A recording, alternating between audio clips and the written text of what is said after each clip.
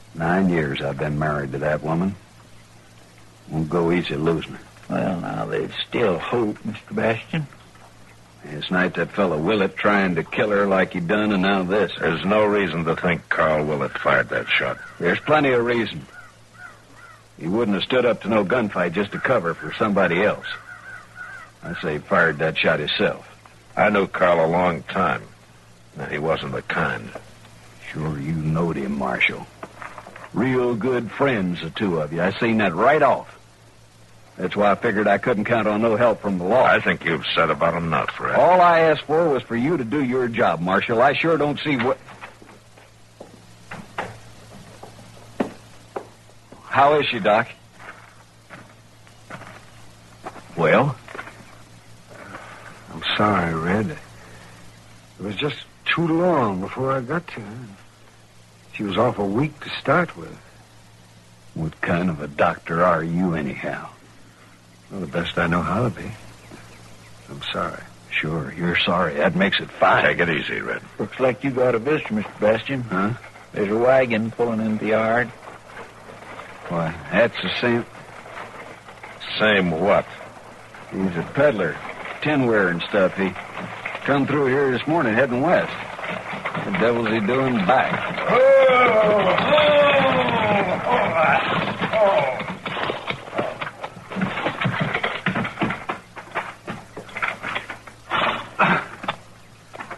Well, now, I'll sure bet you didn't expect to see me again.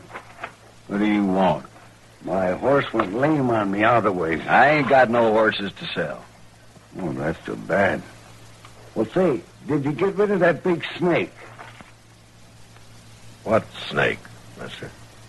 Well, the one he had when I come through this morning. Said he caught it out in the barn and was fixing to kill us. Hold it, Marshal. Don't move. You know there are 4 of us against you, Red. But you're the only one wearing a gun, Marshal. The others will be just like sitting ducks. So you're the one who shot at your wife. Now, wait a minute. Then you turned that snake on her this morning before you came into town. All right, so it's true. I wasn't going to let her go away with him. With who? Carl Willett. They got real friendly when he was here on that drive last spring. Yesterday, she told me she was going to leave with him when he come back. I ain't letting no man take a woman off me. So you murdered her, huh? She sure ain't going to leave with him now. Rattlesnake's right behind you. Where? All right, drop the gun, Red. Not hardly.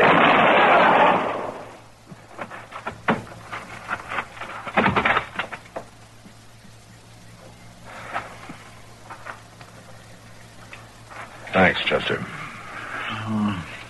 That was just an old Indian trick, Mr. Dillon. Huh? Well, what do you mean, Chester? An old Indian trick.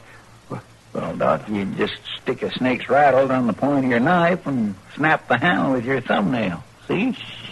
Yeah. Well, may be an old trick, Chester, but it sure worked.